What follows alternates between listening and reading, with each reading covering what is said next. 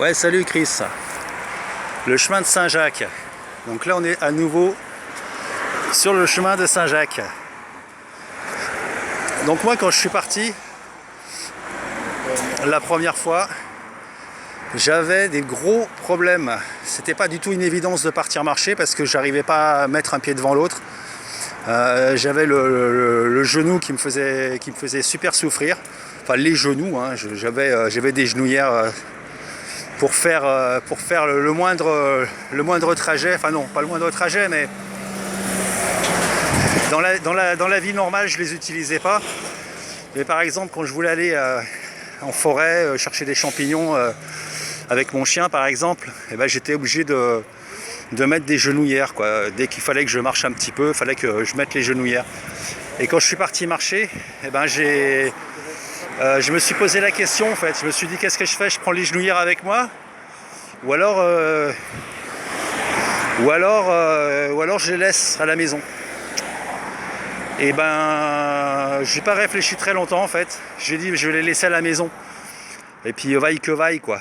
Et donc j'ai été obligé de marcher tout doucement pendant un certain temps, en fait.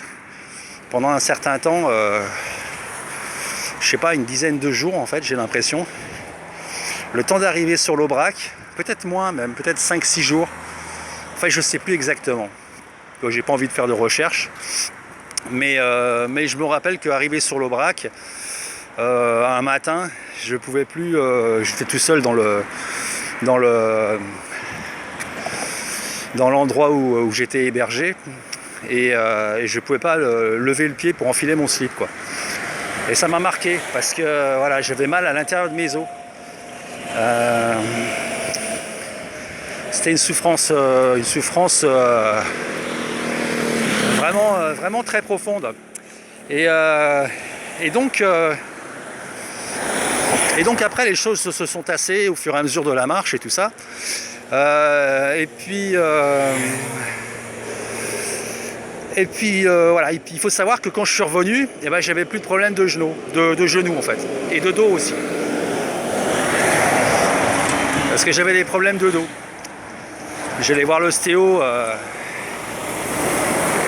une fois par mois, une fois tous les 2 mois. C'était hyper chiant. Et là, le fait d'être parti marcher pendant un mois avec mon sac à dos super lourd, enfin super lourd, voilà, lourd quoi, et en marche lente, et j'ai récupéré un putain de potentiel, et je suis revenu, j'avais plus mal nulle part, j'avais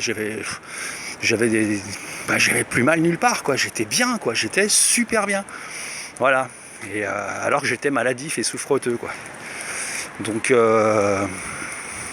voilà ma première expérience de marche. Et je voulais revenir sur le fait de trouver la foi, en fait.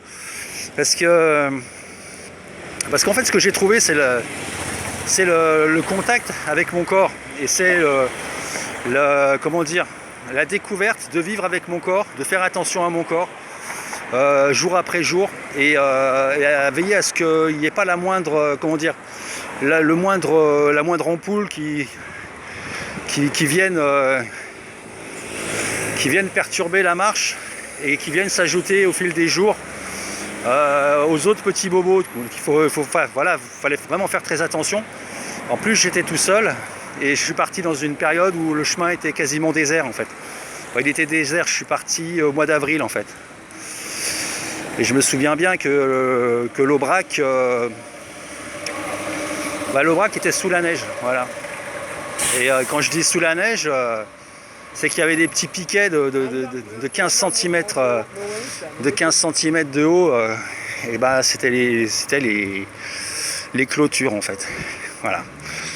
Et on s'était même perdu sur cet Aubrac enneigé avec un petit groupe là. Et on était perdus, mais vraiment perdus, quoi. Ah putain, je vais raconter un truc que j'ai pas envie de raconter, mais je suis obligé maintenant, je suis obligé de le dire. On était perdus, il faut savoir que sur l'Aubrac, il y a 2 chemins, il y a l'ancien, il y a le nouveau et tout. Et nous, on s'est mélangé les pinceaux, enfin moi tout seul, enfin voilà, on marchait, on était à 3 ou 4, je crois, et on s'est retrouvés au fond d'une espèce de gorge, dans la neige jusqu'à la mi-cuisse, et puis avec des ruisseaux d'eau glacée qui parcouraient qui parcourait sous la neige en fait, voilà. Et il commence à neiger et c'est vraiment c'est la galère en fait. Là aussi c'est la galère.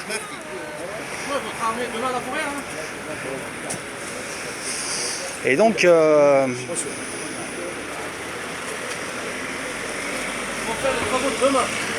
Ouais. Aujourd'hui, on avait une plaque, mais... Ah, ok. Ouais. Il faut que je le touche. Et je peux pas parce qu'il tient en haut. Toi, c'est ça le repère. Je dis ça juste comme ça. Voilà. Donc, on était au fond d'une espèce de gorge complètement perdu. J'avais sorti la boussole. On savait plus où on était. Et puis à un moment donné, j'ai vu une croix sur un crucifix, quoi, une espèce de croix. Je sais plus si c'était une croix en bois ou en pierre. Voilà, sur les hauteurs. Et du coup, j'ai dit tiens, ça doit être le chemin et tout qui passe par là en fait. Et donc on est monté là-haut et ça nous a permis de récupérer le chemin. Voilà. Donc on a repris le chemin correct, quoi, qui nous a amené jusqu'à, je sais plus l'étape sur l'Aubrac. Et du coup je me suis dit mais j'ai cherché une fois arrivé sur le chemin, j'ai cherché la croix. Et c'est là où ça devient intéressant. Parce qu'il n'y avait pas de croix en fait. Voilà. Il n'y avait pas de croix. Donc voilà, moi j'ai pas trouvé la croix et les autres aussi n'ont pas trouvé la croix. Voilà, bon, pour la petite expérience. Moi on n'avait pas, je n'avais pas forcément prié à cette époque. Mais voilà, bref. Donc petit, je sais pas comment on peut appeler ça. Mais ma théorie en fait c'est que quand tu marches et que tu réveilles ton corps, tu réveilles la tension corporelle, tu réveilles le ressenti, tu réveilles tout ça, tu réveilles ton souffle, tu réveilles ta structure osseuse, musculaire, nerveuse et tout ça. Et ça provoque des changements en toi.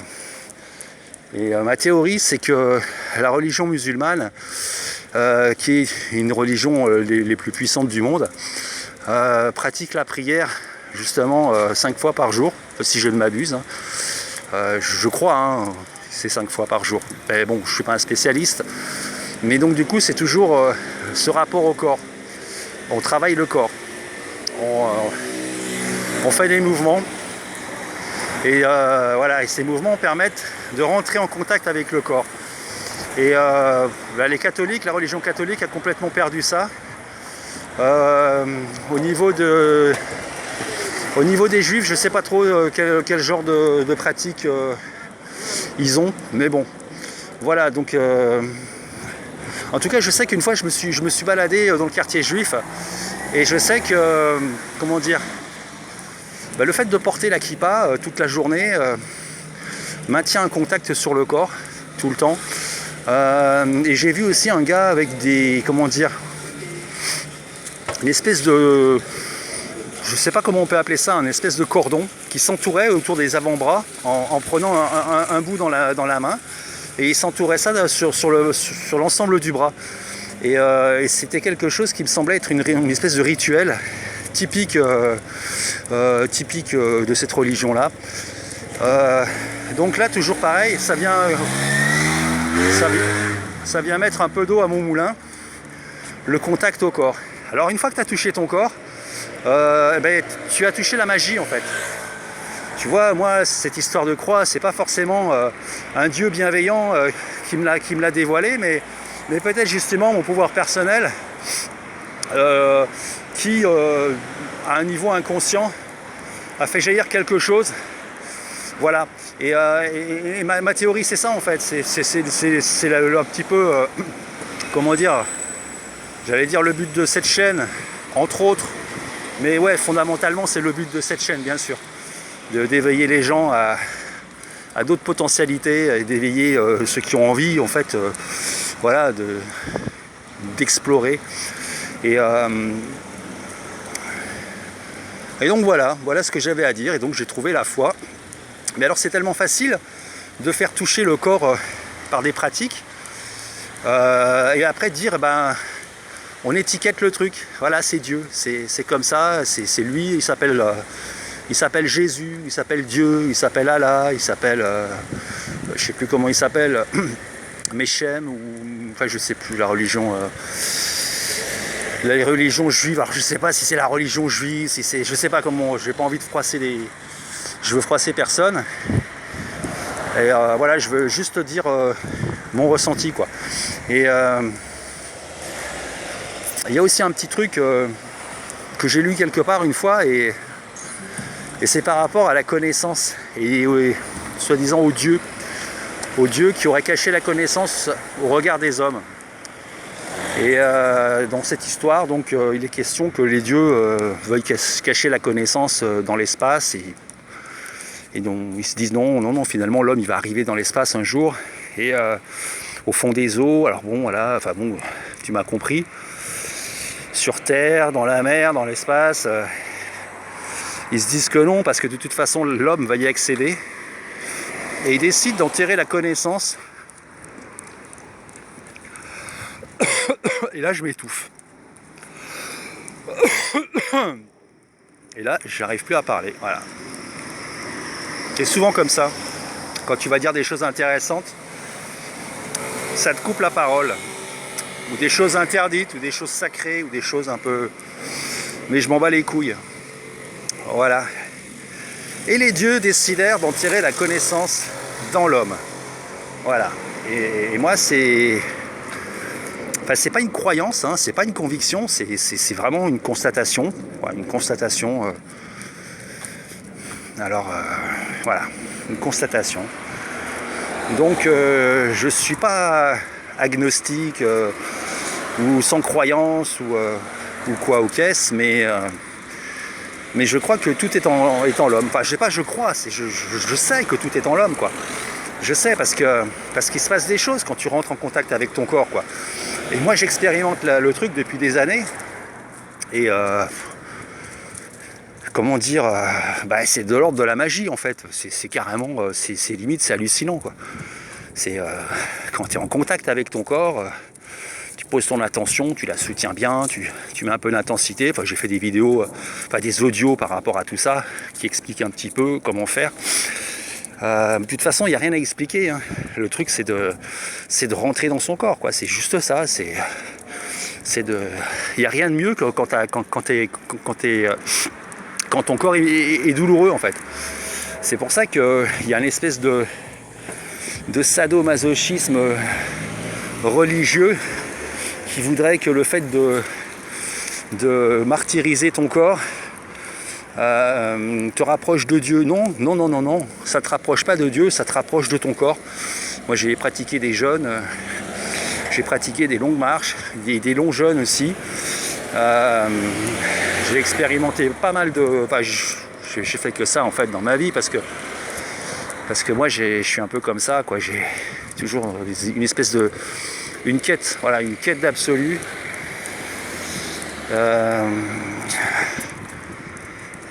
Ce qui m'a d'ailleurs mis bien dans les cordes, mais ça c'est un autre problème, c'est autre chose. Peut-être que c'est personnel, peut-être que c'est la punition, j'en sais rien. Mais ouais, donc toutes ces pratiques un petit peu qui te ramènent au corps te font percevoir et sentir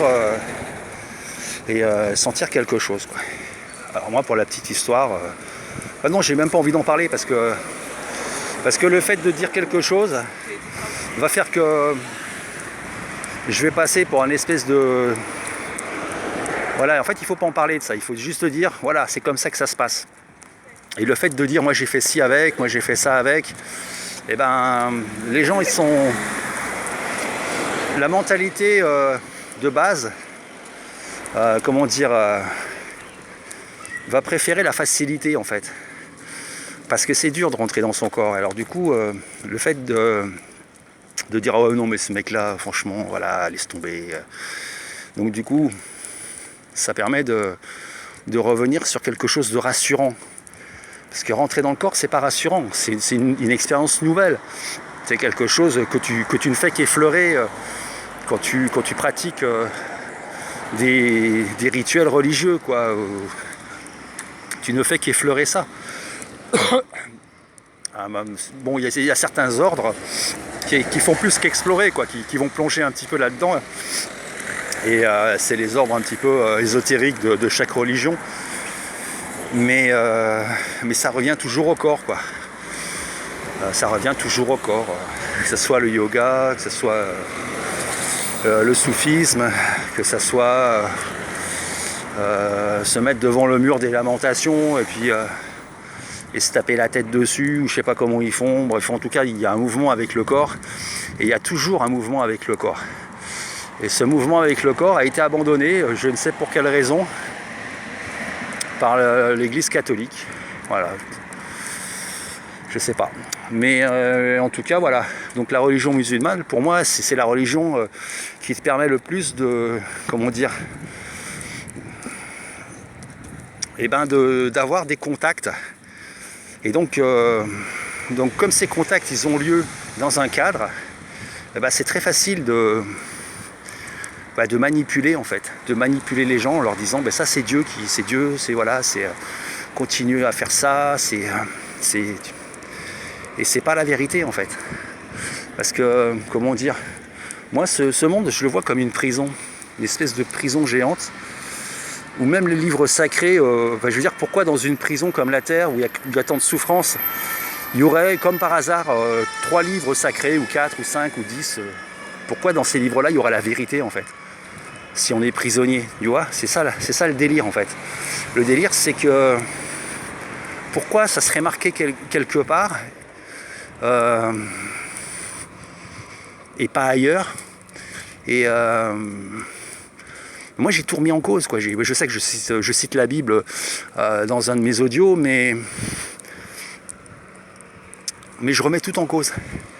Pour moi, ici, c'est que du fake, c'est que de la projection, c'est que de l'illusion, c'est des valeurs inversées aussi. Donc du coup, parce qu'on fonctionne comme ça, l'être humain il fonctionne comme ça. Et c'est pas moi qui le dis, c'est quand tu rentres à la maison, hein, quand tu rentres à l'intérieur de toi-même, t'as pas besoin de grandes comment dire, de grands discours pour t'apercevoir du truc, quoi. C'est ça d'ailleurs qui est extrêmement déstabilisant. C'est que quand tu fais un retournement de conscience, ça s'appelle comme ça, ça te retourne la tête, quoi. Ça fait un retournement de conscience, quoi. C'est comme son nom l'indique, quoi. C'est-à-dire que toutes les valeurs prennent une autre orientation. Et voilà. Donc je reviens à ma question, pourquoi les livres sacrés détiendraient-ils une quelconque vérité, alors que on voit très bien que dans ce monde, il n'y a que la soumission, l'esclavage et la souffrance, en fait. Il n'y a rien d'autre que ça. Donc comment certaines personnes pourraient... et pourquoi ça serait marqué dans des livres ? Enfin, je veux dire, pourquoi ces livres-là ne seraient pas aussi falsifiés que le reste ? Et je pense que l'enseignement originel, il a existé à un moment donné, mais il s'est perdu. D'ailleurs, ça aussi, c'est marqué dans la Bible. L'enseignement originel s'est perdu. Les gardiens ont perdu les clés. Voilà. Mais moi, je crois pas. Hein. Je dis que ces clés, on est tous à même de les retrouver en soi. Voilà. Et du coup, on est dans une espèce de merdier qui nous éloigne du corps au maximum, parce que on est dans un monde très confortable, quoi qu'on dise. On ne marche plus, on court sans arrêt. Notre attention est constamment tournée vers l'extérieur, constamment la bête de l'événement, hein, comme disait qui tu sais, Macron. Donc constamment projeté vers l'extérieur, constamment en attente de quelque chose, et sur une espèce de grille, en fait. Voilà. Et notre attention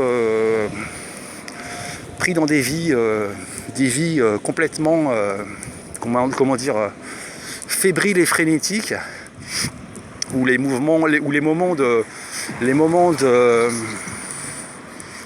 relâchement sont des moments d'affaissement et de perte de conscience un peu, parce que bon, quand on veut se détendre, on fait comment, on fait quoi, quand on vit cette vie, on discute avec les uns, les autres, on prend l'apéro, on s'alcoolise, on fume, on se drogue, on prend des cachets pour supporter sa vie, on est dans des addictions, la bouffe, enfin plein de choses quoi, qui va faire que voilà, constamment, voilà, on est constamment projeté à l'extérieur de nous. Le téléphone portable est très bien pour ça.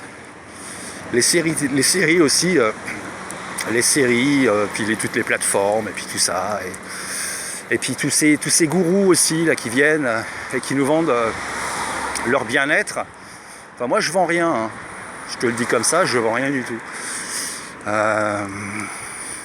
Parce que c'est pas du bien-être que tu vas trouver quoi. Tu vois, le bien-être, il vient pas parce que tu as fait un retournement de conscience, hein. C'est plutôt l'inverse qui se passe, quoi. D'ailleurs, t'as qu'à écouter un petit peu mes vidéos, c'est pas évident à vivre. Voilà.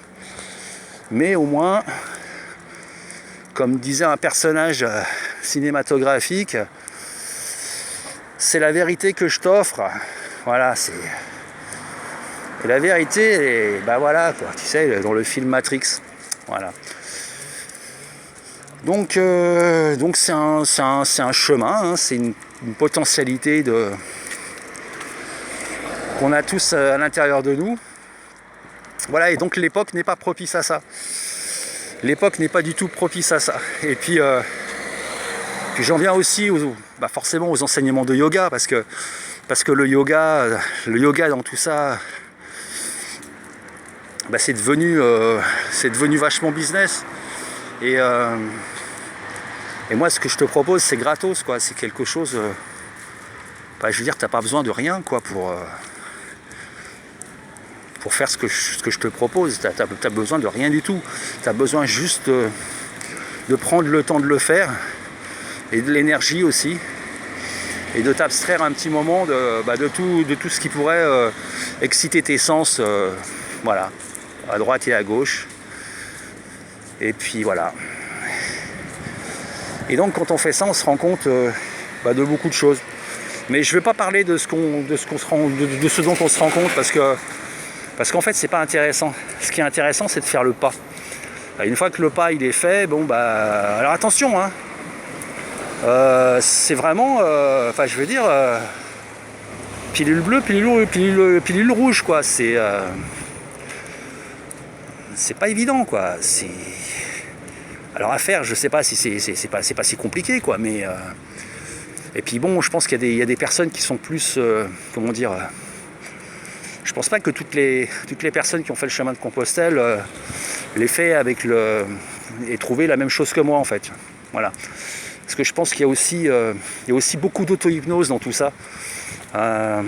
Et quand on rentre à l'intérieur de soi-même, il faut faire attention de ne pas se leurrer aussi. Parce qu'on a des choses dans la tête. Et ces choses qu'on a dans la tête, on nous a mis ces choses, ce sont les premiers, comment dire, ce sera les premières images qui vont remonter, en fait. Voilà.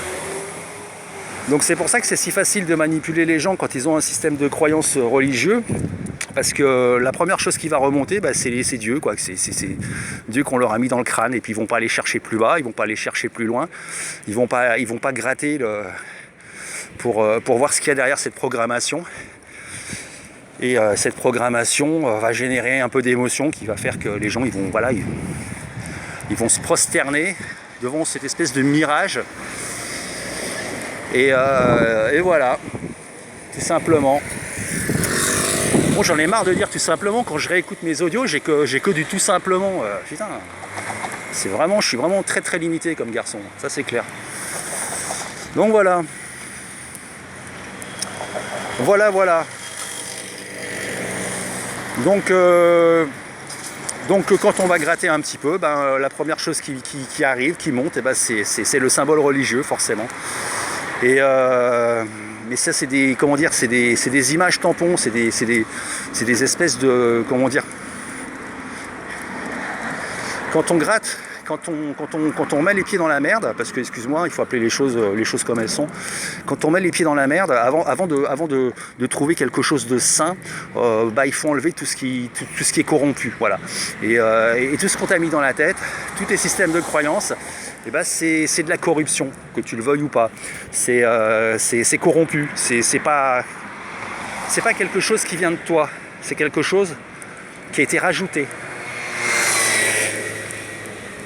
Donc comme c'est quelque chose qui a été rajouté, tu es en droit de te poser la question sur la validité de ce quelque chose qui a été rajouté.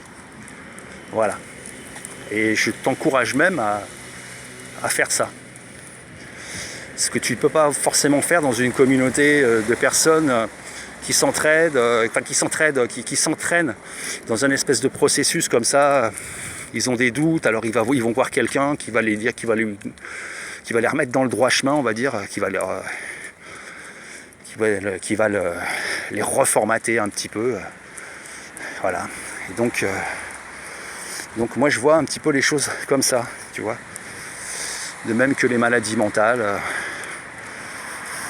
sont aussi la conséquence d'un toucher comme ça et de remontée de choses, d'ouverture, qui va faire que la personne va péter un plomb parce qu'elle a accès à des choses dont on lui a jamais parlé en fait, et elle va mettre ça sur le délire religieux, mysticisme et tout, ou alors carrément sombrer dans la folie, quoi. Parce que la folie n'est pas loin, parce que la folie c'est juste un autre mot pour dire absence de limite. Tu vois, et moi quand je suis sur ma fréquence, enfin, quand je suis en mode émetteur-récepteur, et que je vois la fréquence sur laquelle je capte, en fait, je navigue, je m'aperçois que c'est une toute petite fréquence, très très limitée. C'est l'intérieur de la tête du collectif, en fait. On doit penser comme si, ça c'est bien, ça c'est pas bien, ça c'est... Et on a des espèces de brides comme ça. Et la folie, c'est s'éloigner un petit peu de ces brides. Voilà. Ça devient moins cohérent. Ça devient plus abstrait. Ça devient plus nous-mêmes, en fait. Parce que, voilà, parce qu'on vit dans des concepts, donc nos concepts créent notre réalité, mais à notre mort, on sera toujours dans les mêmes concepts. On n'aura pas évolué. Donc si la prison est ici et maintenant, à notre mort, on sera toujours dedans. Il n'y a rien qui va changer. C'est pour ça que je dis qu'il n'y a aucune libération possible. Parce que on sera toujours dans la même merde. Tu vois, il y a des petites phrases qui me parlent pas mal, en fait. Pour dire ce que je ressens dans tout ça.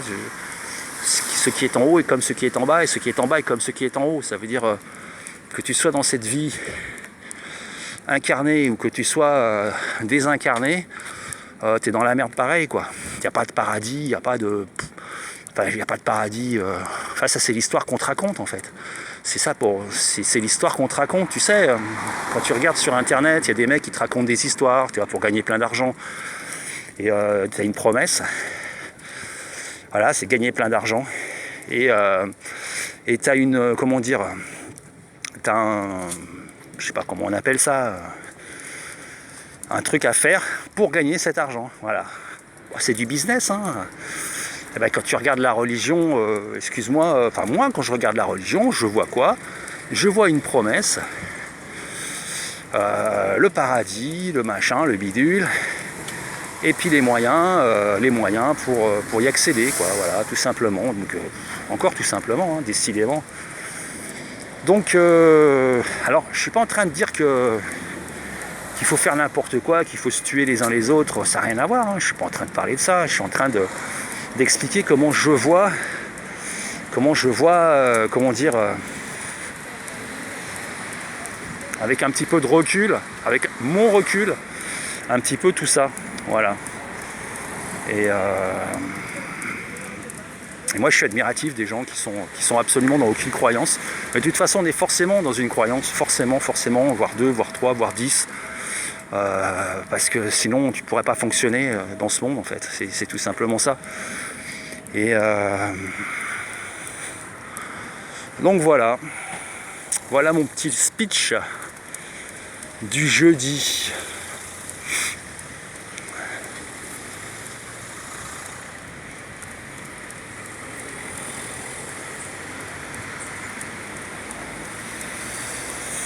Mais je tiens à dire que au bout d'un certain temps, ce retournement de conscience, il a tendance à, comment dire, à s'adapter un petit peu à ma vie, enfin à la vie quoi. C'est à cette espèce de folie qu'on appelle la vie, tu vois. C'est quand tu regardes un petit peu le truc, tu vois, moi, tout de suite quand j'ai vécu ça, j'ai pensé qu'à cette année-là directement, tu vois. Bon, je l'avais lu avant, peut-être que j'étais induit. C'est possible aussi, mais c'est possible, tout à fait possible, parce qu'en fait, il y a aussi un truc qui me semble vachement pertinent, c'est que l'esprit est créateur. Donc du coup, ça c'est clair. Donc à partir du moment où tu crois à quelque chose, et ben, quelque chose se passe. Voilà. Et qu'est-ce que c'est qu'un esprit libre? Eh ben, j'en sais rien. Et je sais pas si un esprit peut être libre hors de la forme. Qu'est-ce que c'est un esprit libre? Si tu crois au paradis, tu vas te créer toi-même ton paradis. Si tu crois à l'enfer, tu vas te créer toi-même ton enfer. Mais tu seras toujours dans la propre prison de tes propres concepts, en fait. Tu vois, donc ça veut dire que tu seras toujours prisonnier. Tu seras jamais libre. Donc c'est ça, alors tu seras prisonnier d'un paradis ou tu seras prisonnier d'un enfer, mais tu seras jamais en tant qu'esprit, quoi, en tant qu'individu réalisé, on va dire. Donc c'est de ça que je m'aperçois un petit peu. Voilà, c'est tout. Alors ça c'est toujours très très personnel, hein. C'est pas. Il n'y a pas derrière tout ça une volonté de convertir ou. Non, c'est voilà, c'est plutôt quelque chose qui m'est tombé dessus sans que je le veuille. C'est toujours un peu comme ça, on va dire. Mais voilà, c'est tout. Il n'y a rien d'autre à rajouter. C'est une exploration. Et ça, j'allais dire, ça rend la vie plus attrayante. Ça dépend des gens. Ça dépend des gens. Moi, je sais que je suis d'un caractère. J'ai besoin de comprendre les choses. J'ai besoin de savoir où je suis. J'ai besoin de comprendre. J'ai besoin de réponses. Enfin, pas de réponses, mais de savoir ce que je fous là, quoi. Qu'est-ce que. Tu vois, je vais crever, voilà, je vais crever. Et entre le moment où je suis né et le moment où je vais crever,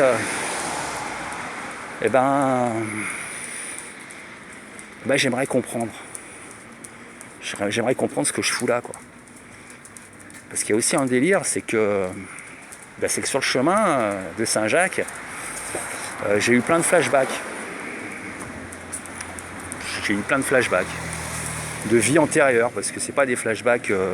Alors tu vas me dire, ouais, mais comment tu sais que c'était des vies antérieures? Ça aurait pu très bien être des hallucinations. Ouais, c'est vrai. Mais comment tu sais que tu fais un rêve lucide et que t'es pas en train de rêver comme d'habitude? Eh ben, tu le sais. Comment tu sais que tu es amoureux alors que voilà, tu le sais. Voilà. Ce genre de choses, tu le sais, quoi. Tu le sais profondément. Voilà. Donc voilà, j'ai touché des mémoires, des vies antérieures et du coup ça génère pas mal de questions. Alors la réincarnation, machin, alors est-ce que je me suis réincarné? Est-ce que j'ai capté des mémoires qui étaient là et que je me suis approprié? Mais en tout cas, j'ai compris que ça fonctionnait comme ça, par mémoire en fait. Il y a de la mémoire, et il y a de la mémoire que j'ai pas vécue, et que dans cette vie en tout cas. De même que avec ma fille, j'ai eu des mémoires aussi de réactiver en Égypte notamment, enfin bon voilà. Et du coup voilà, donc ça veut dire que rester prisonnier de ces histoires, de ces mémoires, à mon avis, fait qu'une fois que tu décèdes, une fois que tu crèves, t'es réinjecté dans le truc, quoi. On t'efface la mémoire du mieux qu'on peut et t'es réinjecté dans le merdier, quoi. Et ça dure depuis depuis un certain temps. Alors ma pensée a évolué depuis, parce que maintenant je pense que toutes les, comment dire,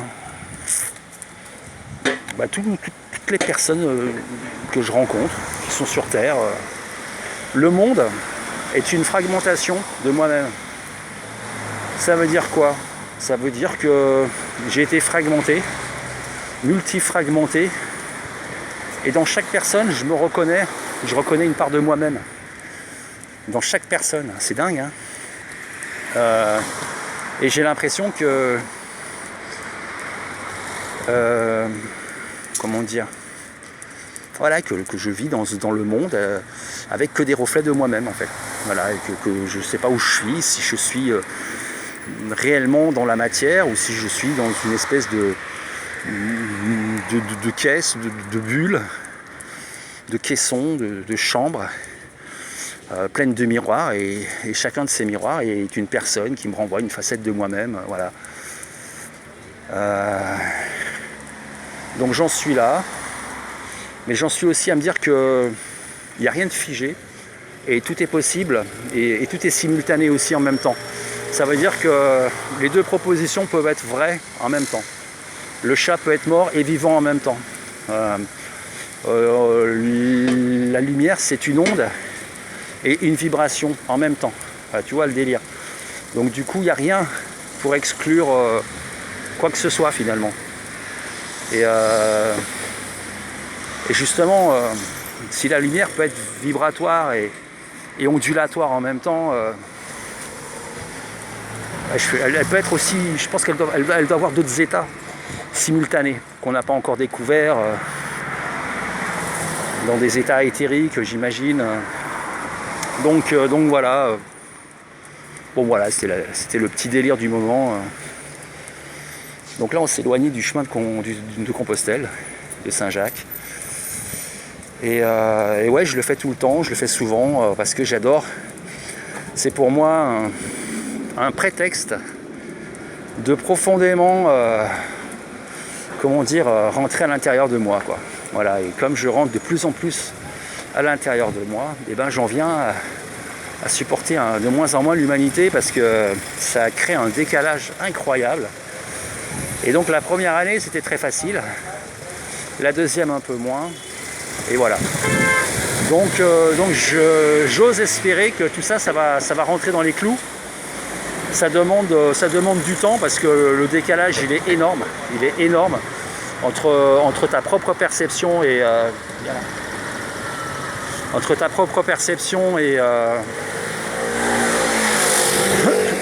de ta vérité intérieure et de ta réalité finalement. Il y a un décalage incroyable. Mais bon.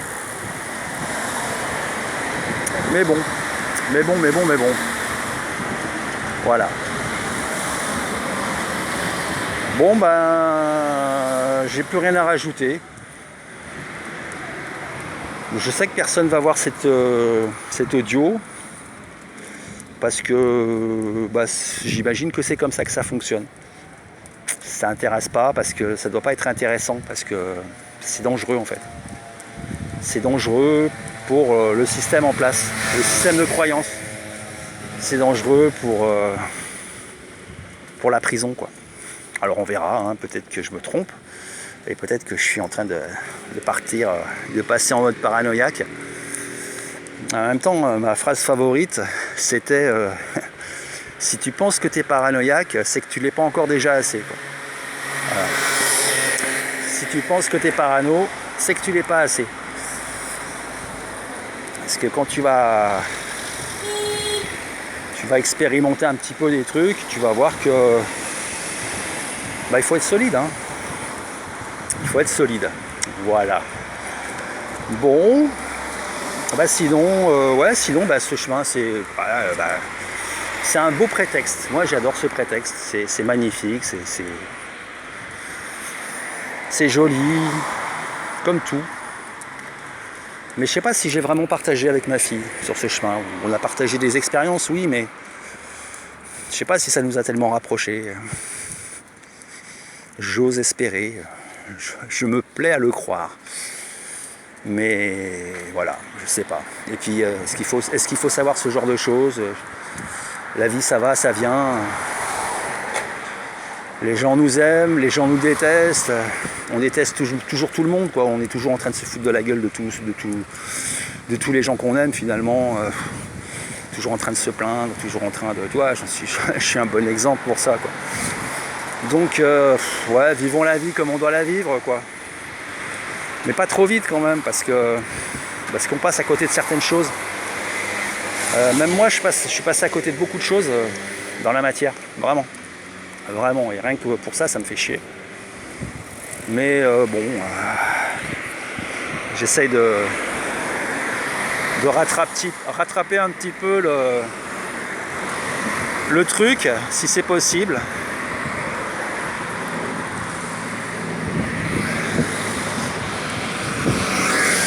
Voilà.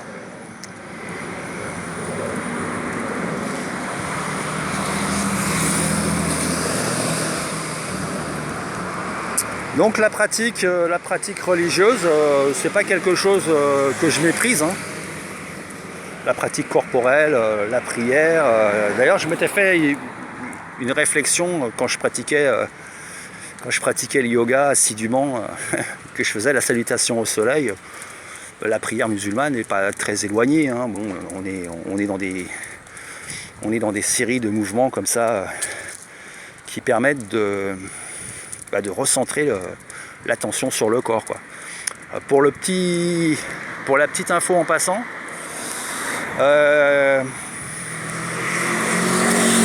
quand la maman de ma fille était enceinte, j'ai pris 30 kilos. Elle aussi. Voilà.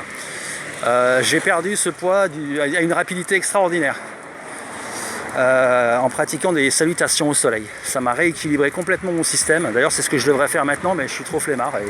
Mais je ne vais pas être flemmard, il faut que je le fasse, c'est tout. Parce que c'est le premier pas qui coûte, comme d'habitude, comme toujours. Et mon appétit s'est régulé. Voilà, donc merci de m'avoir coupé la parole. Bon, donc mon appétit s'est régulé. Et très très vite, j'ai perdu les 30 kilos, mais vraiment, hein. Quand je te dis je les ai perdus, je me demande si je les ai pas perdus en un mois ou deux, quoi, à peine. Hein. Je suis monté à 100 et quelques, là, 120. J'ai perdu ça, mais super vite. Voilà. Donc j'avais juste rien d'autre à rajouter, si ce n'est que prends soin de toi. M'en veux pas trop si je suis allé un petit peu à rebrousse-poil de tout ce que tu crois, de tout ce que tu penses, et ce que tu crois et ce que tu penses. Et écoute, c'est ce que tu crois et ce que tu penses, c'est ta vérité à toi. Tu vois, moi je t'encourage à juste vérifier si cette vérité est vraiment à toi, quoi. Si on ne te l'a pas mise à l'intérieur à ton insu, tu vois. Et ça, c'est aussi un chemin étrange de chercher à savoir qu'est-ce qui vient de nous-mêmes, en fait. Qu'est-ce qui sort de moi? Quand je dis quelque chose, quand j'émets une pensée, quand je fais un mouvement, un acte,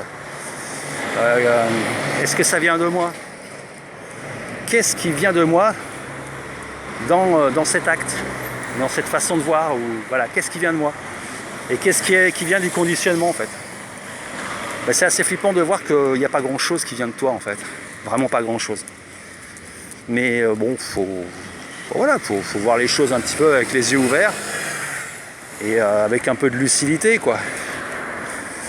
Bon, écoute, voilà, on va arrêter l'audio, là.